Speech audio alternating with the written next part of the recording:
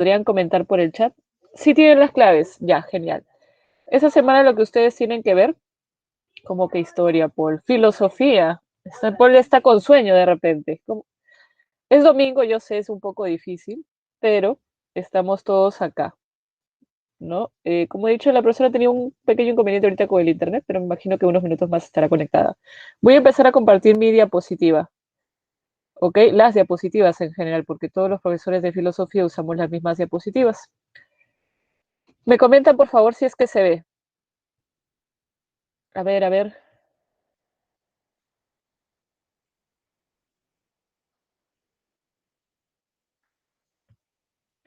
¿Se puede ver o no?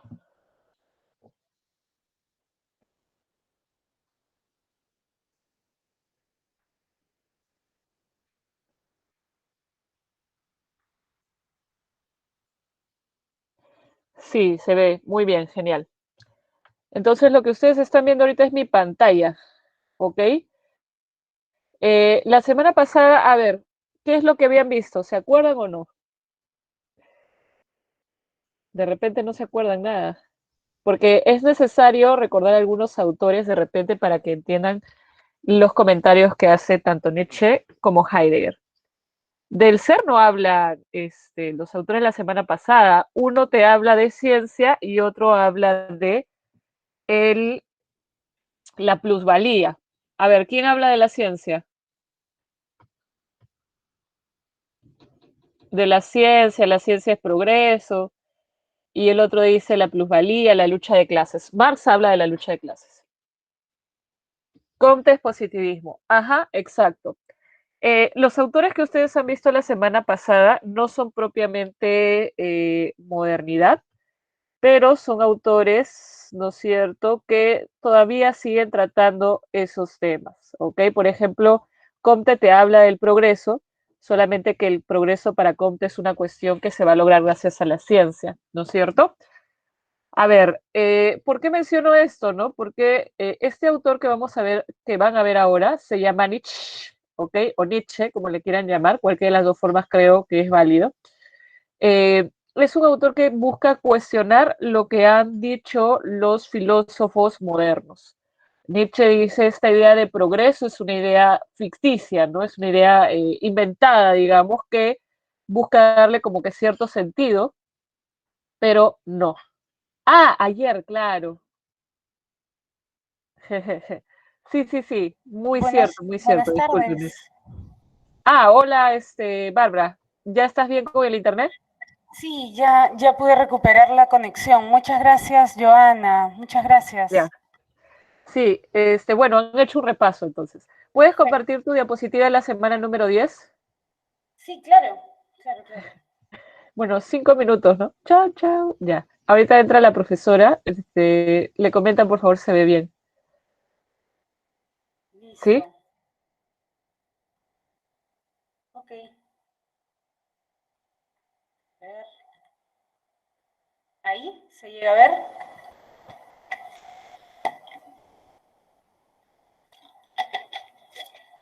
¿Ahí figura? Espero que sí.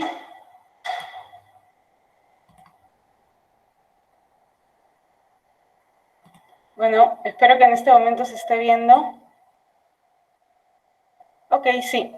Creo que sí se ve, ¿no? Ok, listo. Muy bien, entonces vamos a iniciar, ¿sí? Ok.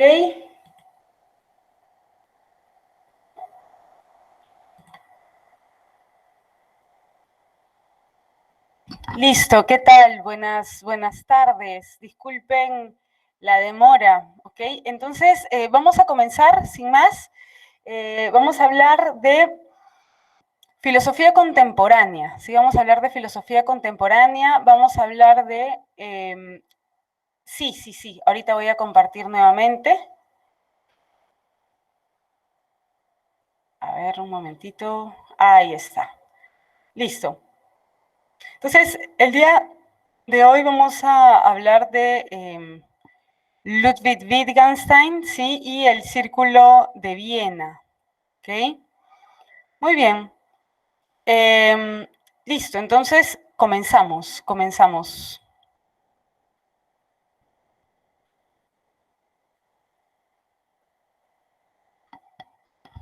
Ok, vamos a hablar de la filosofía analítica, ¿sí? Ahora, la filosofía analítica es una corriente filosófica del siglo XX, primera mitad del siglo XX, y tiene una manera particular de comprender los problemas filosóficos. La filosofía analítica se centra en el uso en el análisis de los usos del lenguaje, y considera que los problemas filosóficos se pueden disolver, ¿no? Se pueden disolver por medio de una analítica, por medio de un análisis del lenguaje. ¿Okay? Entonces la filosofía analítica tiene como objeto de estudio el lenguaje y considera que los problemas filosóficos aparecen, surgen por un mal uso del lenguaje, ¿no? Es por ello que a la filosofía analítica se le asocia el giro lingüístico, ¿sí? Y este giro lingüístico, ¿qué implica? ¿Qué manifiesta? Esta renovada importancia en el análisis del lenguaje, ¿no? Los problemas filosóficos surgen por falta de claridad en el uso del lenguaje. Entonces, esto también se debe a una tendencia, a una inclinación humana por búsquedas del sentido de una manera trascendente, ¿no? De repente hemos estado recordando un poquito, ¿no? Con Joana un poquito esta crítica de Nietzsche, ¿no? Esta crítica de Nietzsche a todas estas búsquedas de sentido que vayan más allá de la realidad observable, ¿no? De la vida. Entonces la filosofía analítica sí critica también a la metafísica, ¿okay? Y se orienta hacia un análisis metódico del lenguaje, ¿no? Hacia el uso de la ciencia, ¿sí? Y de la lógica, ¿no? La filosofía analítica considera que la lógica es una herramienta para poder esclarecer el lenguaje. Si aplicásemos la lógica a los planteamientos filosóficos, entonces podríamos depurar ese lenguaje metafísico y poder clarificar, ¿no? Poder saber a qué se refieren en realidad estos problemas, ¿no? Problemas como, por ejemplo, con Heidegger, ¿recuerdan? ¿Qué es lo que busca problematizar Heidegger? ¿Se acuerdan?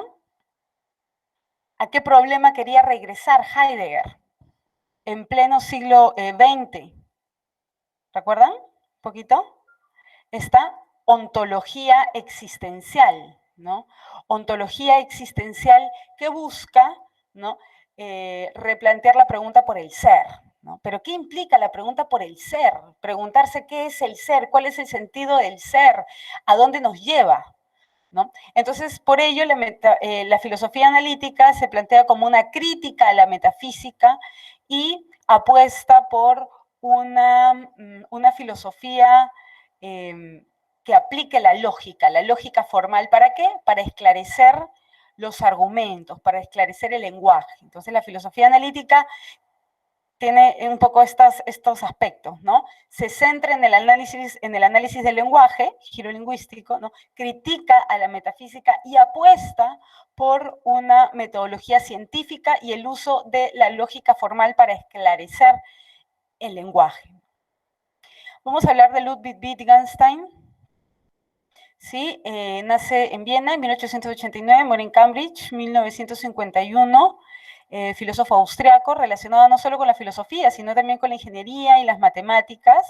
Estudia lógica con Bertrand Russell, ¿no? Y de esa manera también recibe la influencia del maestro de Russell, Gottlob Frege, que implica toda la tradición Russell, Frege, ¿no? En la Universidad de Cambridge en general, implican ahí esta inclinación, esta importancia por el estudio de la lógica, ¿no? Por el estudio de la lógica formal.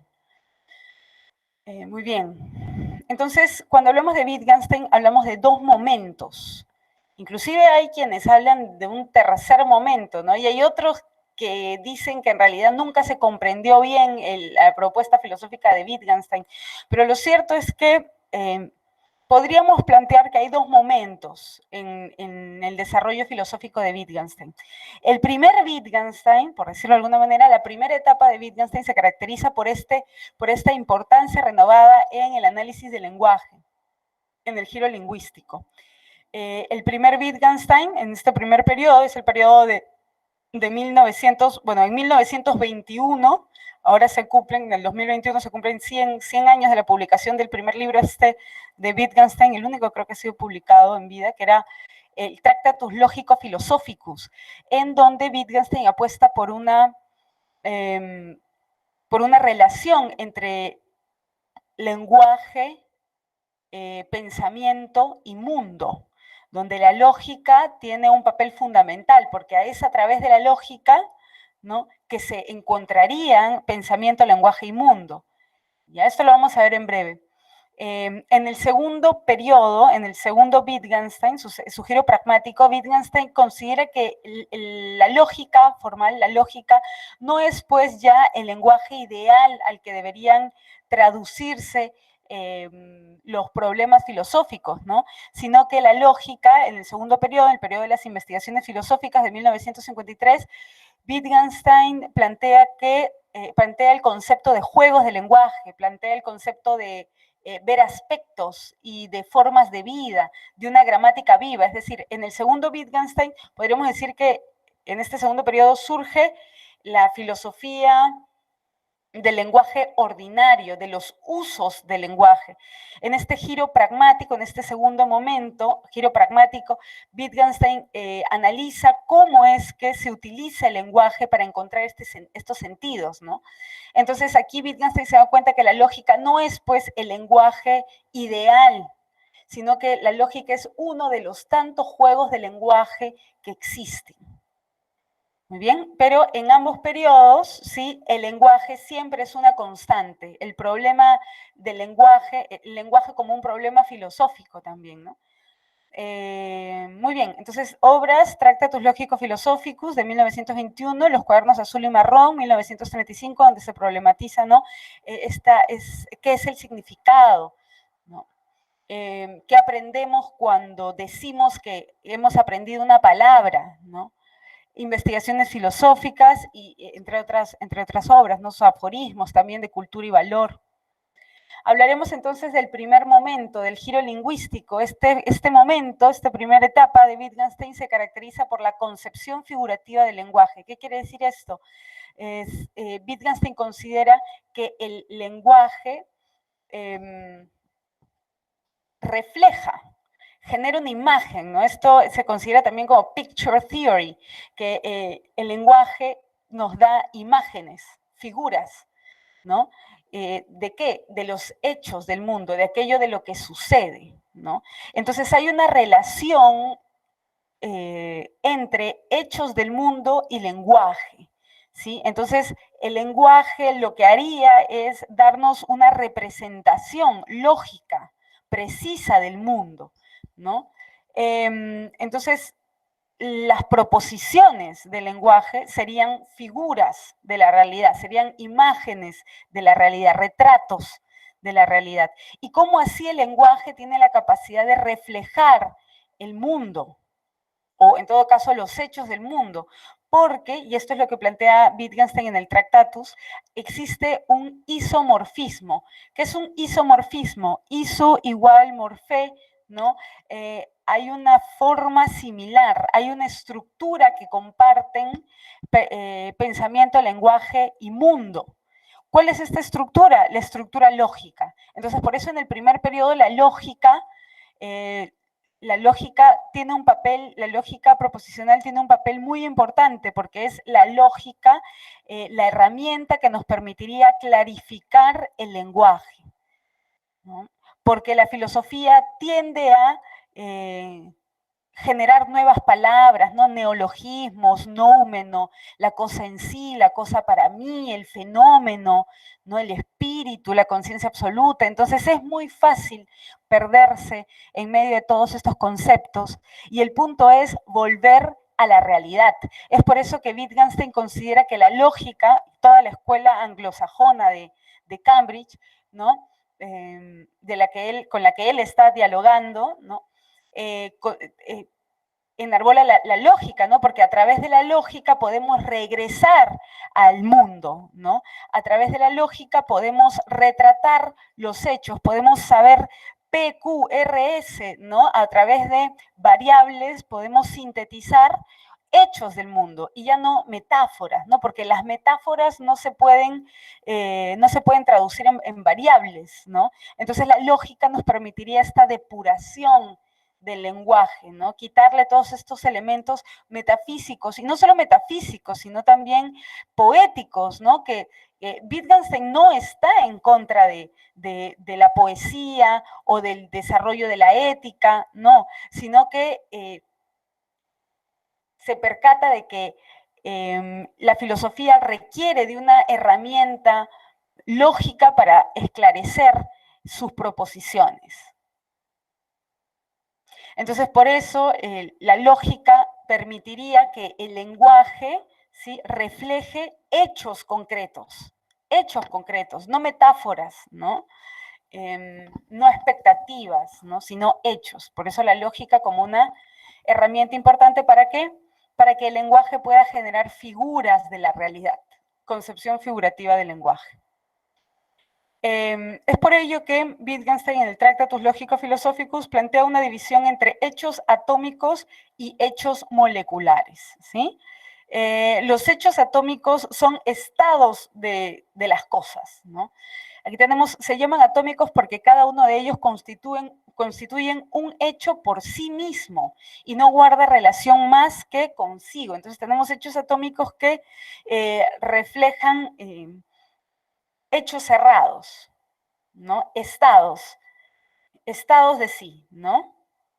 Pero por otro lado tenemos hechos moleculares que están formados de múltiples hechos atómicos y que constituyen la combinación de múltiples hechos atómicos, ¿no? Entonces Wittgenstein de alguna manera está tratando de clarificar, ¿no? O en todo caso, asegurar que el lenguaje, ¿sí?, que las proposiciones del lenguaje nos hablen de hechos del mundo, porque muchas veces la metafísica, ¿no?, o la teología, u otras corrientes filosóficas, ¿no?, como por ejemplo el planteamiento filosófico nietzscheano, ¿no?, hay muchas metáforas, ¿no? ¿Cómo garantizar de que en realidad nos están hablando del mundo, ¿no? Todas estas obras filosóficas nos están hablando del mundo. ¿Cómo garantizar que los problemas filosóficos son problemas que tienen que ver con este mundo y que no son, a fin de cuentas, enredos del lenguaje? Entonces Wittgenstein está haciendo esta clasificación entre hechos atómicos, ¿sí?, que guardan relación consigo mismos, ¿no?, y hechos moleculares, que son combinaciones de estos hechos atómicos. Entonces aquí tenemos un poco esta gráfica del isomorfismo, ¿no? Como pensamiento, ¿sí?, como pensamiento, lenguaje y mundo, ¿no? Aquí tenemos la lógica. La lógica es esa estructura intermediaria que permite un punto de encuentro entre lo que pensamos, decimos y entre lo que sucede, acontece, ¿no? Entonces la realidad que presenta estados de cosas, ¿no?, inexistentes, el mundo, tal cual, ¿no? Mientras que el lenguaje puede presentarnos proposiciones verdaderas, que son las proposiciones de la ciencia, proposiciones falsas y pseudoproposiciones. Aquí es donde la lógica también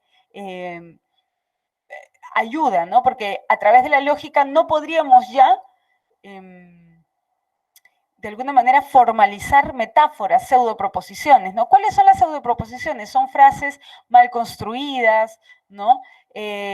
Son proposiciones que aparentemente nos hablan del mundo, pero tras hacer un análisis lógico nos damos cuenta de que no guardan relación con la realidad, ¿sí?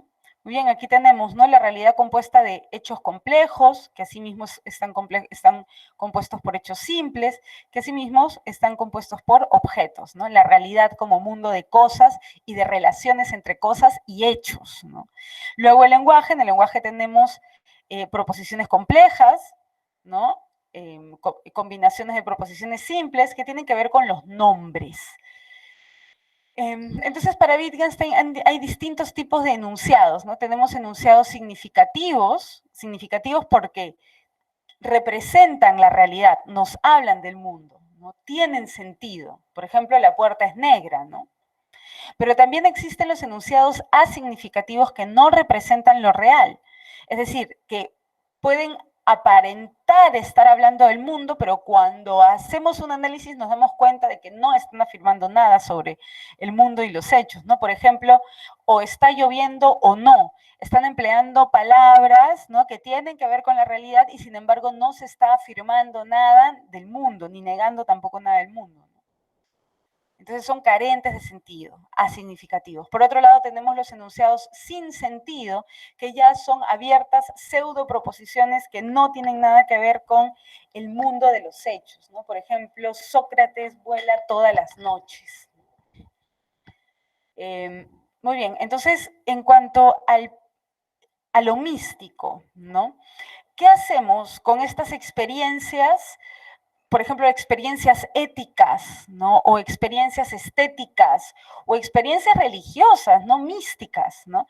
Entonces, aquí el problema radicaría en si la lógica, sobre todo en el primer Wittgenstein, en el giro lingüístico, ¿no? Donde la lógica tiene un papel fundamental, la lógica proposicional. Entonces, ¿qué papel tendrían las investigaciones filosóficas dentro de la ética o la poesía, ¿no? O las religiones, ¿no? Entonces, podríamos también formalizar por medio de la lógica los enunciados de la ética, de la religión, de la estética, de las artes. Entonces, aquí es cuando Wittgenstein plantea su posición frente a lo místico, ¿sí? Ahora, no es que estas experiencias religiosas, místicas, estéticas o éticas no existan, sino que lo que sucede es que el lenguaje no puede expresarlas con precisión. Entonces, ¿qué tenemos que hacer frente a estas situaciones? Debemos entenderlas como experiencias humanas, que son valiosas e importantes para la condición humana, ¿no? Para los seres humanos, para las personas, pero que el lenguaje no es el espacio para poder expresar el verdadero sentido de estas experiencias, que no podemos llegar a comprender lo que significan estas experiencias si no es de manera vivencial. Entonces, de aquello de lo que no podemos hablar, hay que callar, ¿no? Y en este sentido, frente a lo místico y estas experiencias muy particulares, no es que no existan, no es que Wittgenstein las desmerezca en favor de la ciencia. Y aquí es donde va a ocasionar el primer cisma con respecto a sus seguidores, ¿no? Porque muchos científicos lógicos, ¿no?, van a leer el Tractatus de Wittgenstein, el Tractatus Lógico-Philosophicus, y van a generar una doctrina, un sistema de ideas, un sistema de creencias, a partir de la publicación de este Tractatus Lógico-Philosophicus, en donde el grupo que surge a partir de esta lectura es el Círculo de Viena, ¿no? Ellos sí consideran que la metafísica, pues, no tiene sentido, ¿no? Y bueno, hay un rechazo, ¿no? Hay un rechazo por la metafísica. En Wittgenstein no hay un rechazo por la metafísica, no hay un planteamiento superior, ¿no? No hay una jerarquización, como de repente sí podemos encontrar en el Círculo de Viena. Wittgenstein, como les mencionaba, consideraba que lo místico no es algo que no sirva en comparación con lo científico, por ejemplo, como de repente ahora el sentido común crea, ¿no? O plantea, ¿no? Sino que Wittgenstein considera que son experiencias personales que el lenguaje no puede precisar, ¿no? ¿Sí? ¿Se va entendiendo más o menos eso? Entonces, ahí hay una diferencia, ¿no? Con respecto a quienes van a ser sus continuadores en el Círculo de Viena y con los que Wittgenstein deslinda, ¿no? Wittgenstein deslinda con los continuadores o, en todo caso, con el Círculo de Viena, ya que vamos a ver en breve cómo es que ellos plantean los problemas filosóficos y el problema del lenguaje y el de la metafísica también. En este segundo periodo, en el giro pragmático, en el segundo Wittgenstein, Wittgenstein mira la vida, ¿no? Y bueno, él cuando publica el Tractatus Lógico-Filosóficos considera que ya había finiquitado los problemas de la filosofía, que había considerado que la filosofía era una terapéutica que buscaba el esclarecimiento del lenguaje. Entonces Wittgenstein abandona la filosofía, ¿no? Se retira de Cambridge y vive una vida retirada, ¿no? Pero luego también, en este segundo periodo, Wittgenstein considera que deberíamos comprender al lenguaje como juegos, ¿no? Como juegos que tienen, como todo juego, ¿no? Para poder jugar, ¿qué necesitamos, no? Básico, fundamental. ¿Qué necesitamos en todo juego? A ver. Reglas, así es, Richard, reglas. Entonces, ¿cuáles serían estas reglas en el lenguaje? ¿Cuáles serían estas reglas en el lenguaje? Amigos, ¿cuáles serían estas reglas en el lenguaje? La gramática, ¿cierto? La gramática.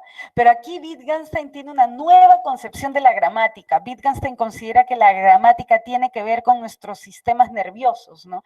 Que él habla de una gramática viva, ¿no? Entonces, aquí considera que cada lenguaje es como un juego que tiene sus propias reglas, y estas reglas son compartidas por los hablantes, no en tanto estudian libros de gramática, no en tanto aplican la lógica en sus diálogos, sino en tanto comparten experiencias, recuerdos, formas de vida. Entonces, por eso este segundo periodo se denomina giro pragmático, praxis, práctica, vida. Aquí Wittgenstein se da cuenta que el sentido de las palabras tienen que ver con sus usos, y que los usos de las palabras tienen que ver con las experiencias compartidas, ¿no? Que todo el tiempo estamos viviendo en un mundo compartido, ¿no? Y que de acuerdo a eso también tenemos formas de convivir, ¿no? Y ahí estarían un poco, ahí estaría fraguándose la gramática, ¿no? En las formas de vida. Entonces aquí Wittgenstein se da cuenta de que la lógica no es que sea el lenguaje ideal al que la filosofía deba supeditarse para poder ser más clara y formular problemas que sean más claros y no jugar tanto con el lenguaje, no, sino que en este segundo periodo Wittgenstein se da cuenta que la lógica, ¿sí? Es un juego de lenguaje más entre tantos, ¿no? Y que los juegos de lenguaje, los múltiples juegos de lenguaje, a ver, ¿cuál es un juego de lenguaje? Contar un chiste es un juego de lenguaje, dar una clase es un juego de lenguaje, porque hay reglas. Hay reglas, ¿no? Que tienen que ver con las maneras como interactuamos en la vida. Entonces, eso explicaría por qué una palabra, por ejemplo, tiene múltiples sentidos en diferentes contextos, ¿no? Entonces, aquí ya no hay, en el giro pragmático, ya no hay una concepción figurativa del lenguaje donde se consideraba, recuerdan, ¿no? Que el lenguaje tiene la capacidad de reflejar, ¿no? Los hechos del mundo tal cual son, ¿no? No, sino que aquí se considera, aquí hay una concepción instrumentalista del lenguaje. Claro, las palabras son como herramientas, ¿no? Él habla de la metáfora de una caja de herramientas, ¿no? Pero aquí también, sobre todo, Wittgenstein está criticando una concepción del lenguaje que viene ya desde los padres de la iglesia, desde Agustín de Hipona, en su libro Confesiones, ¿no? Donde tiene una comprensión del lenguaje como si fuera un conjunto de palabras que designan objetos. Pero ahí Wittgenstein, sobre todo en algunos parágrafos, ¿no? Desde los primeros 2 parágrafos de sus investigaciones filosóficas, todo el tiempo está dando ejemplos, ¿no? Hay un ejemplo que da Wittgenstein sobre una persona que va a comprar a una bodega, ¿no? 5 manzanas rojas. y él plantea y él describe cómo se da la compra, ¿no? Pero hace la descripción de esta compra de una manera mecánica, ¿no? Como si la persona que va a comprar estas 5 manzanas va con una lista, ¿no? Que dice 5 manzanas rojas, se la da al bodeguero, el bodeguero tiene catálogos, tiene un catálogo donde dice 5, ¿no? O en todo caso él sabe de memoria, ¿no? Número 5, ok, llega hasta el número 5, sabe que tiene que dar 5 manzanas, ¿no? Luego busca también la palabra manzana, tiene un catálogo, se da cuenta que la palabra manzana se corresponde con una imagen de manzana, busca esa imagen, luego se da cuenta que tiene que buscar el color rojo, saca otro catálogo donde hay un montón de colores. Entonces Wittgenstein está tratando de mostrarnos, más que de explicarnos, porque Wittgenstein de alguna manera también rompe con varias tradiciones, ¿no? Y se interesa en analizar el lenguaje. Por eso es tan importante, por eso lo estamos estudiando, parte de los principales planteamientos filosóficos de la contemporaneidad, pues, ¿no? Entonces, Wittgenstein lo que hace, tiene una manera particular de mostrarnos, de darnos ejemplos, para que nos demos cuenta, oye, pero así nadie va a comprar 5 manzanas rojas, ¿no?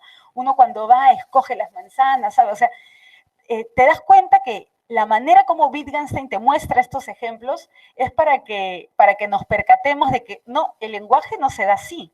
El lenguaje no es un acto mecánico, automatizado, ¿no? El lenguaje implica otras cosas. Entonces ahí Wittgenstein nos hace dar cuenta por medio de sus ejemplos que debemos mirar la vida, cómo es que el lenguaje se teje con la vida, con las experiencias, con las memorias, con los recuerdos, ¿no? Sí, entonces eso es un poco el giro pragmático, ¿no? Aquí hay ejemplos de juego de lenguaje, ¿no? Cada uno con su propia gramática y ya tenemos ahora una nueva noción de la gramática como algo vivo, ¿no? Que tiene que ver con nuestras relaciones, ¿no? Ejemplos de juego de lenguaje: describir un objeto, dar una clase, relatar un suceso, recitar un poema, maldecir, contar un chiste, rezar. Entonces, actuar en el teatro, todo el tiempo, de alguna manera, estamos en estos juegos de lenguaje, ¿no? Y cada juego tiene su forma, su propia manera de articularse, pero depende de qué depende el sentido, cómo así vamos a comprender estos sentidos en cada juego de lenguaje. Depende de nuestras experiencias compartidas, de nuestras vivencias, de esta gramática que se da en la vida, en el día a día, ¿no? Y esto tiene que ver con ¿qué? Con el mundo físico, con la realidad. Wittgenstein por eso considera que, ¿qué pasa con esa persona que se va a comprar 5 manzanas rojas y que se pregunta luego cuál es el significado de la palabra 5? Y eso es un poco lo que sucede con la metafísica, ¿no? La metafísica es, en todo caso, una consecuencia de una inclinación humana, al parecer natural, de buscar sentido fuera de la realidad.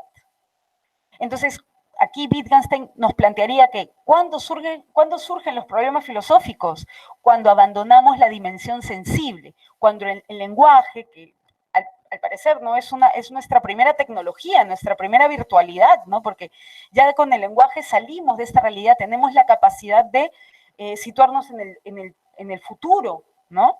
En el pasado. Entonces el lenguaje nos permite salir de esta realidad, pero Wittgenstein nos hace ver que la metafísica es esta tendencia humana, al parecer natural, de buscar sentidos trascendentes. Y los problemas filosóficos surgirían precisamente de este divorcio del lenguaje con respecto a la dimensión sensible. Entonces, Wittgenstein lo que nos está proponiendo es, al parecer, una nueva comprensión del lenguaje que esté afincada en la vida, pero sobre todo en el deseo. Por eso es que hay muchas lecturas psicoanalíticas, ¿no? De Wittgenstein ahora. Muy bien, entonces aquí estamos hablando de la noción de juego, muy importante, ¿no? Entonces, todo el tiempo están surgiendo juegos de lenguaje nuevos y también están desapareciendo juegos de lenguaje, ¿no? Entonces, ahora, ¿cómo podemos plantear relaciones entre juegos de lenguaje? Wittgenstein ahí señala que los juegos de lenguaje tienen parentescos de familia, ¿no? Están afincados en la vida, ¿no? Están afincados en la vida. Entonces los juegos de lenguaje tienen que ver con los deseos humanos, ¿no? Entonces nos propone volver a la vida, ¿no? Volver a una experiencia compartida para comprender el fenómeno del lenguaje. Hablaremos ahora del Círculo de Viena o del neopositivismo. Aquí tenemos a uno de sus principales representantes, Rudolf Carnap, ¿sí? Físico alemán, principal representante del Círculo de Viena. Ahora, el Círculo de Viena era un círculo de análisis filosófico de la Universidad de Viena, que incluía a diversos científicos, lógicos, matemáticos, que habían leído el Tractatus Lógico-Philosophicus de 1921 de Wittgenstein y que habían suscrito a esta crítica a la filosofía y al lenguaje, ¿no? Y también habían suscrito al uso de la lógica formal para el esclarecimiento del lenguaje filosófico. Algunas obras de Rudolf Carnap, La estructura lógica del mundo, Pseudoproblemas de filosofía, entre otros. Ahora, el neopositivismo. ¿Se acuerdan del positivismo que vimos con, a ver si alguien por ahí se acuerda? El positivismo es esta corriente filosófica, así es, muy bien, Eric, ¿no? Hablábamos de Comte. Ahora, y recuerdan también que con Comte el positivismo apostaba por la búsqueda de un conocimiento científico, ¿no? ¿Y eso qué implica? Conocimiento científico implica la búsqueda de regularidades, de leyes, ¿no? A tal punto de que Comte encuentra leyes en la historia, la ley de los 3 estadios, ¿no? Estadio teológico, estadio metafísico, estadio positivo, ¿no? Pero aquí vemos que hay un renacer, no es un neopositivismo, es una vuelta a la defensa del conocimiento científico que hace uso de la lógica, de la matemática, ¿no? Entonces, aquí en Carnap tenemos sobre todo la propuesta fisicalista, ¿no? Ahora, si la filosofía quiere devenir científica, si quiere alcanzar la rigurosidad de la ciencia, entonces necesita encontrar un modelo científico. ¿Cuál es ese modelo científico que puede tomar la filosofía? Bueno, Carnap lo encuentra en la física. Entonces la física se vuelve este modelo, ¿no? De cientificidad, ¿no? Para poder garantizar la claridad. Aquí tenemos, el fisicalismo es una postura que sugiere que debe haber un lenguaje común a todas las ciencias, afincado en ¿qué? En la lógica, ¿no? Este lenguaje sería científico como el lenguaje de la física, ¿no? Todas las proposiciones de otros lenguajes de la ciencia deben ser traducibles al de la física. Entonces vemos cómo hay un modelo, la física como modelo de cientificidad para la filosofía, ¿no? Ahora, para Carnap hay, en cuanto a tipos de conocimiento, tenemos las verdades formales y las verdades de hecho. Las verdades formales son las verdades de las ciencias formales, ¿no? ¿Cuáles son las ciencias formales? Las matemáticas, por ejemplo, ¿no? La lógica, que no refieren al mundo. Y por otro lado tenemos las verdades de hechos, que tienen que ver con las ciencias empíricas, ¿no? Que sí refieren al mundo. Entonces aquí ya tenemos una clasificación y un modelo de cientificidad encontrado en la física.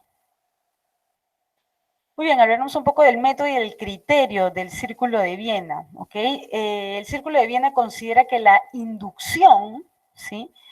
Que la inducción, ir de casos particulares, por decirlo de manera sucinta, la inducción, ¿no? Que va de casos particulares a una teoría universal. Entonces, se suele caracterizar como un raciocinio que va de lo singular o particular a lo general universal. Es decir, a partir de casos particulares, de análisis empíricos, de análisis de la realidad, de lo positivo, de lo observable, podemos llegar a formular teorías, podemos llegar a formular argumentos universales, ¿no? Y es por ello que propone un criterio de demarcación. Ahora, ¿qué demarcación entre qué? ¿no? Ahora, demarcación es diferenciar. Lo que busca el Círculo de Viena es diferenciar entre la ciencia y aquello que no es científico, ¿no? Entre el conocimiento científico y un conocimiento no científico. ¿Cómo diferenciamos la ciencia de las pseudociencias? Por medio de la verificación. Solo la ciencia tiene la capacidad de verificar, ¿no? De acudir a la experiencia y verificar lo que las proposiciones afirman. Entonces, ¿cuál es el método científico que utiliza el Círculo de Viena? La inducción, el método inductivo que va de casos particulares, de ejemplos, a teorías universales, ¿no? ¿Y cuál es el criterio de demarcación, de diferenciación con respecto a aquello que no es científico? La verificación. La verificación en la ciencia nos permite corroborar, ¿no? Verificar las afirmaciones de las proposiciones. Por último tenemos, bueno, el Círculo de Viena se va a caracterizar también por una fuerte crítica a la metafísica, un fuerte rechazo a la metafísica, ¿no? Por eso también se conoce como neopositivismo o empirismo lógico. Por otro lado, tenemos a Karl Popper, quien manifiesta un racionalismo crítico. Popper va a acudir a algunas de estas reuniones del Círculo de Viena y va a hacer un trabajo de crítica, ¿no? Va a criticar la doctrina del Círculo de Viena, la doctrina neopositivista, que considera que la física es un modelo de cientificidad que debemos seguir, ¿no? Que debemos establecer diferencias y que el método que debemos seguir es un método inductivo, ¿no? Que se base también en la verificación. Y que rechaza la metafísica. Popper, sí, por otro lado, considera que la metafísica es valiosa para el desarrollo del conocimiento humano. Vamos a ver cómo también se equilibra un poco la balanza con Popper, ya que vamos a tener una nueva comprensión de la metafísica. Veamos, ¿no?